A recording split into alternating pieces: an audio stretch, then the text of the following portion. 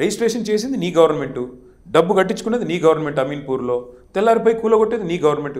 సర్కారు నడుపుతున్నాడా, సర్కస్ నడుపుతున్నాడా? నాకు తెలవక అడుగుతా. అది ప్రాబ్లం ఏంటంటే హైదరాబాద్ ప్రజలు పేదల ధనికుల లేకపోతే మిడిల్ క్లాసా, నేను ఆ వర్గాల జోలికి నేను వెళ్ళడం లేదు, కానీ ఎక్కువగా ఎఫెక్ట్ అవుతుంది middle class and poor class, no doubt. పై వాళ్ళు మంత్రులు మాత్రం సంక్షేపంగా ఉన్నారు. ఆబ్వియస్లీ నండి, ఏ పార్టీ అయినా సరే ధనికులు మంచుకుంటున్నారు, వాళ్ళు డబ్బులు ఇచ్చి మేనేజ్ చేసుకోగలరు, మెయింటైన్ చేసుకోగలరు. నేను అనేది అదే, మరి మీరు చెప్పింది నేను అంటున్నా, నేనే అనట్లేదు.